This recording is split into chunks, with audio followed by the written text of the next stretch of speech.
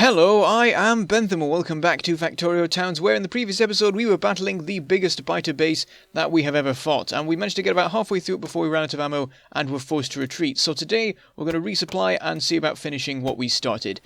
We had about 7 stacks of ammo when we did the first attack, so I'm going to try and get 8, which should be more than enough to finish off what we have left. Though we do have to wait for the assembler to make it. It's still, I think, not finished resupplying after we looted it last time for all the ammo we were taking into the battle. But I do want to get the battle finished off as soon as possible, just because the biters are continuing to launch attacks against Colbury, and it's really getting quite annoying. Once it's dealt with, we'll be pretty much safe along, I think, the entire east border of our county or whatever, which would be quite nice. There's quite a lot going on in the southwest still, but that'll probably be okay. They seem to be being very quiet, actually, considering just how many of them are inside pollution range, though perhaps I'm just not noticing and they're constantly throwing themselves at Chipton, which has been taking a little bit of a beating recently. We'll be going over there later to see how it's going. Anyway, I'm managing to scrape together the ammo needed. I think I've ended up looting the car, and I'm also sort of counting the ammo that I have myself, and I think we've made it up to... We've definitely got 7. We've got 7 stacks and a bit or something. We're even crafting some ammo ourselves just to try and help get us a little bit extra, but this should be enough. I think we came away with a fair bit of ammo still left with the last battle, so 7 is probably fine, 8 is just being a little bit more safe. So we stopped off in Chipton to grab some circuits so that we can make plenty of repair packs, because we'll probably be needing them. And then finally we make our way down to the big biter base, which is it's smaller than before, but still one of the biggest in the area, I think. And this time we're going to try approaching it from the east. We came from the north before, because that was sort of the best direction, but it's got a sort of backwards L shape with it, so what we're trying to do is sort of travel along its length, because that means we're dealing with as little of the biter bases at any one time as possible. Anyway, as soon as we start setting up the turrets and preparing for the attack, there is an attack over in Colbury that takes out a couple more turrets, which is a bit annoying. We'll have to make sure we go over there pretty sharpish, because there's quite a large gap now and the biters are continuing to attack that area. Maybe there have been 3 turrets destroyed, actually. It's not so great. And it looked like one of them had run out of ammo because it was being shot and not shooting back, or something like that. But anyway, we've commenced with our advancing. Already we've got a turret down to red health for a second, and another one got destroyed, so that's not so great. So I switched to having the line of 4, and that should hold for now. We'll put in a second one just to be sure, and this one will be sort of the line that we attack from.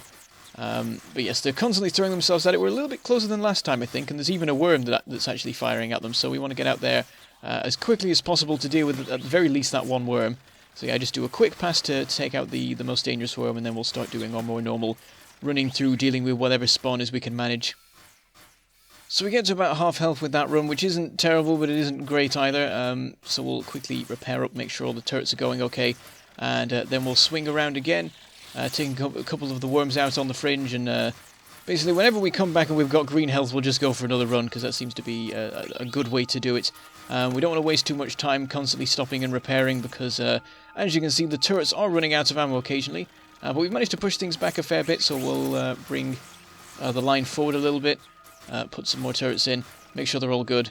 It is always a bit dangerous because you lose a lot of health on the first turret you place down. We ended up with one getting to half health there because we didn't go too ambitious with that particular one.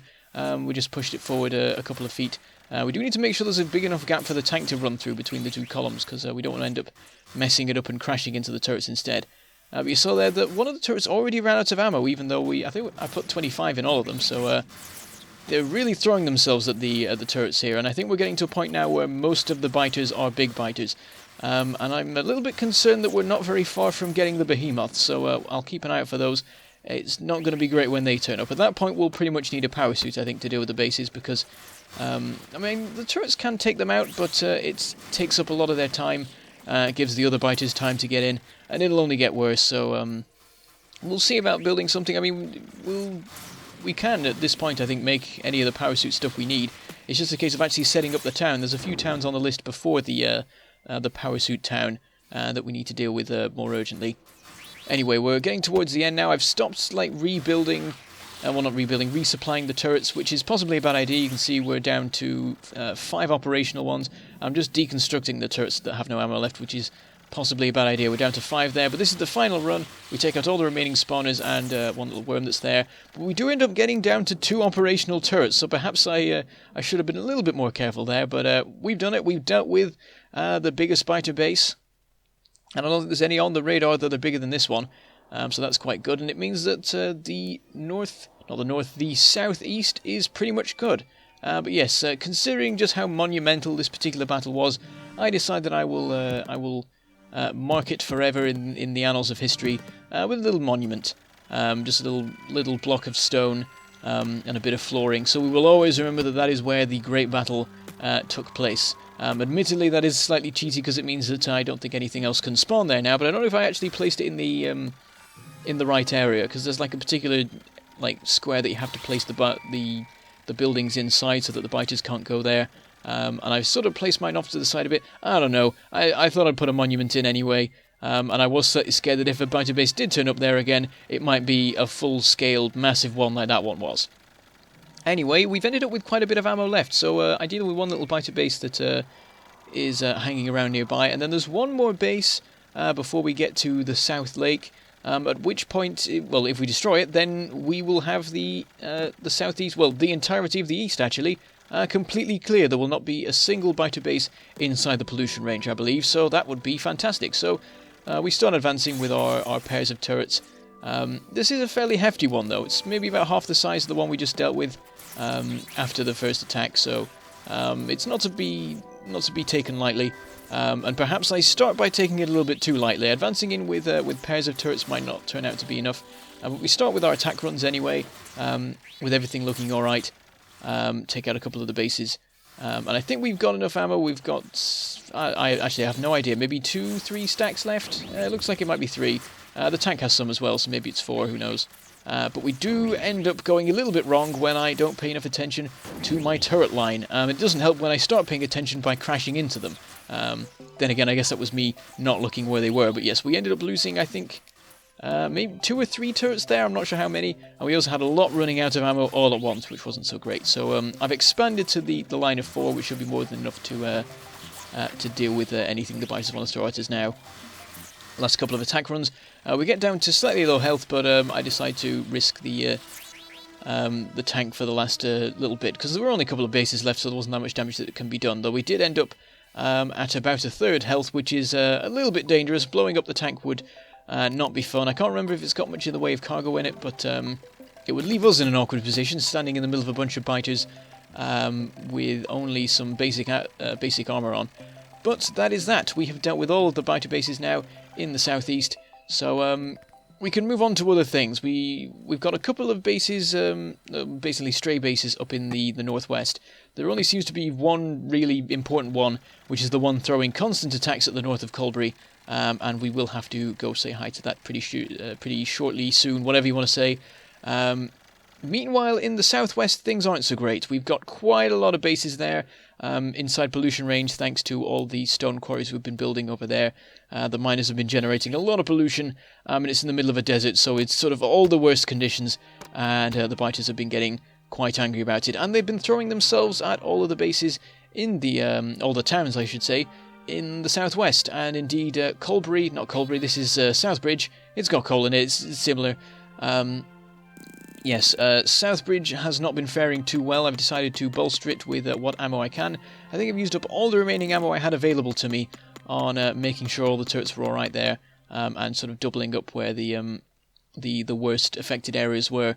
So we'll have to come back here and make sure it's doing alright, because there's a lot more attacks happening here than I thought there were. I didn't really notice much going on I've forgotten the name. Oh no, I forgot. It's Southbridge, that's the one. I totally didn't remember that because I then saw the sign.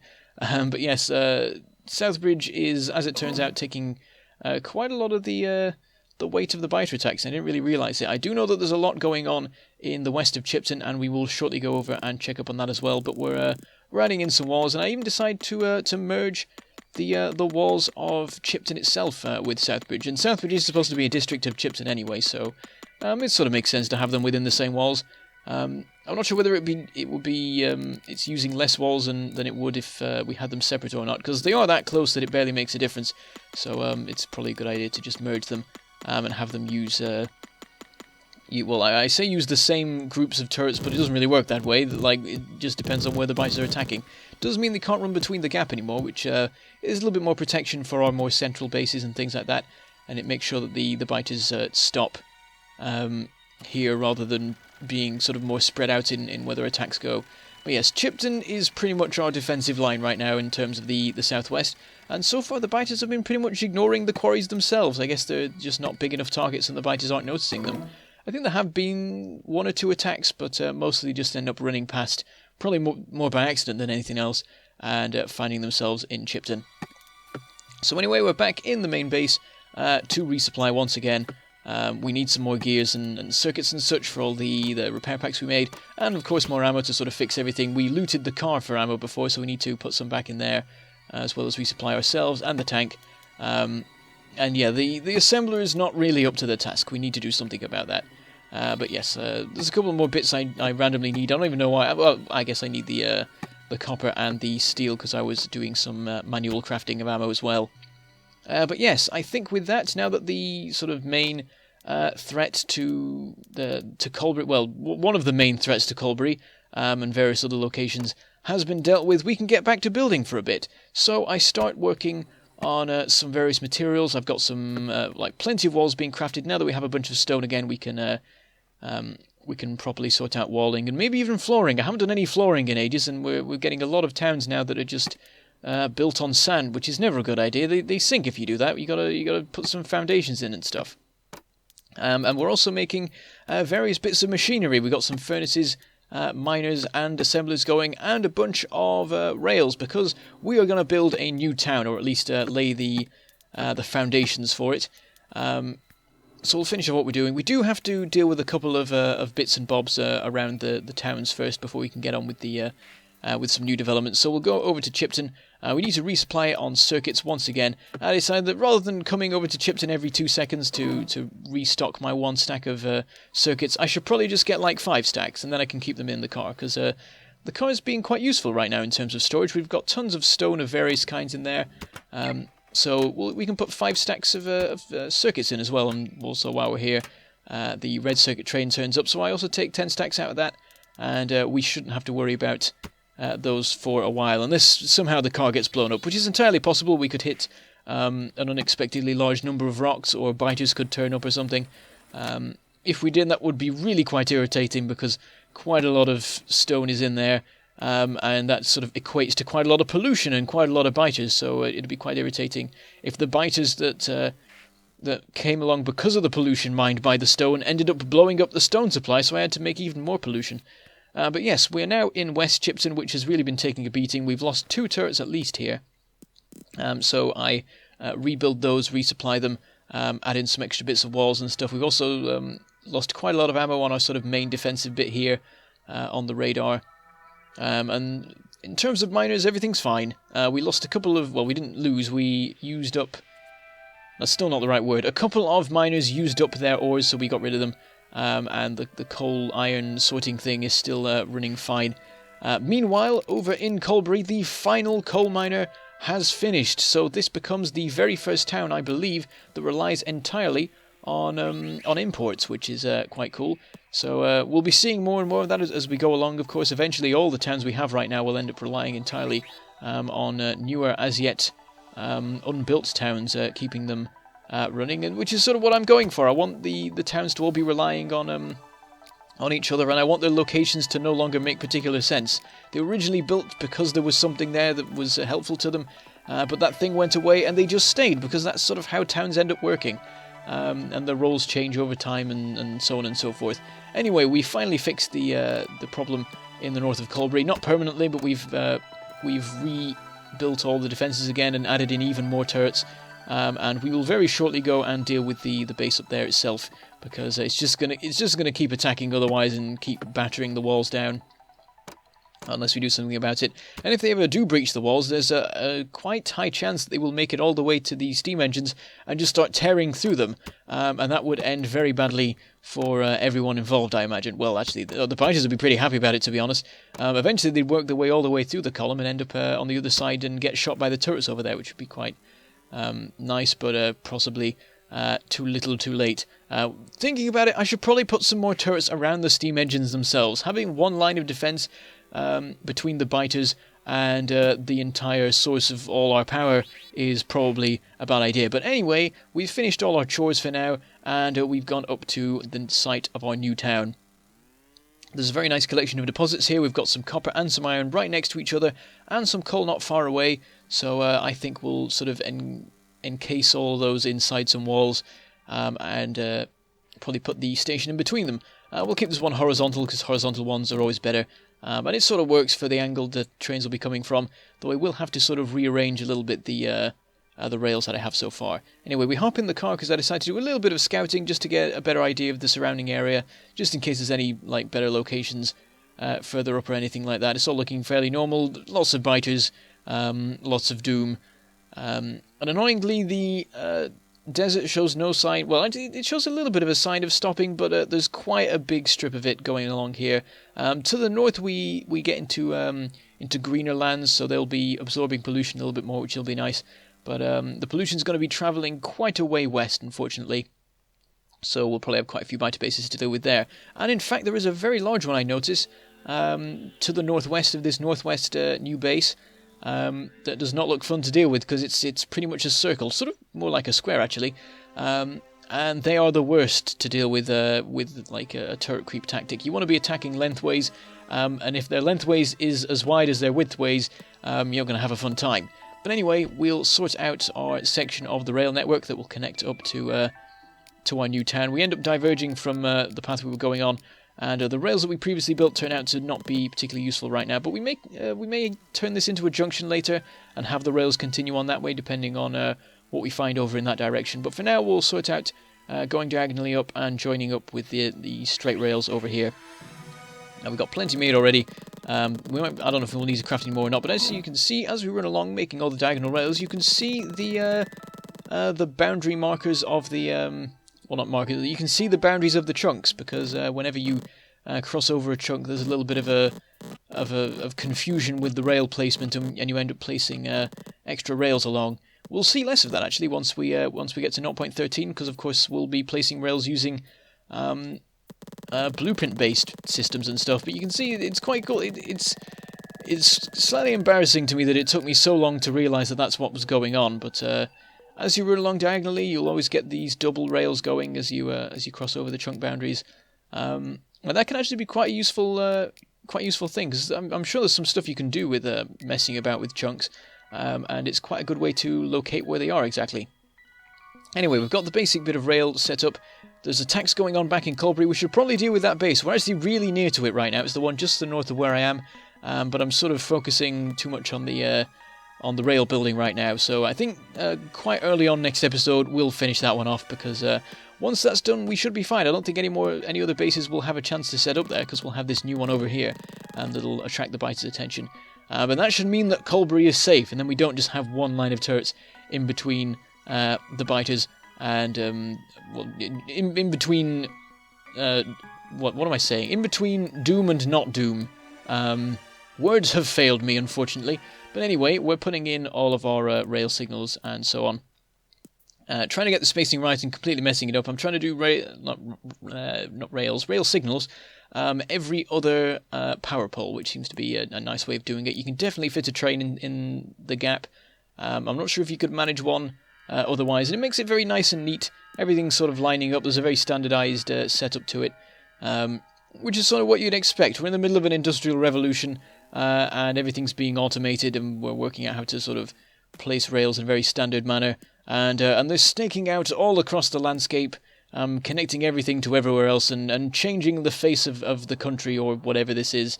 I guess I could just claim it's a country, and that makes it a country, because I'm the only human around. Who knows how civilized the biters are? Maybe they have countries and boundaries and stuff, and we're just completely ignoring them, and there's nothing they can do about it. But yes, we're now putting in our main bit of station. Coming to... Actually, we're not coming towards the end. Oh, no, we are coming towards the end of the episode. I'm getting confused with my times.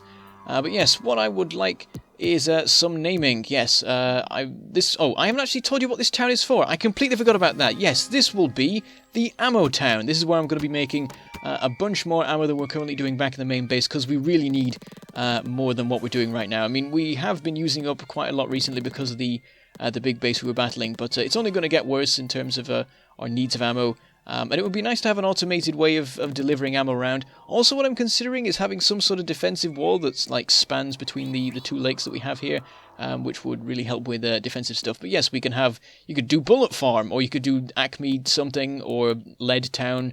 But yes, go nuts, and we will see what names you come up with in the next episode. So with that, I shall say goodbye. Thank you for watching, and I shall see you next time.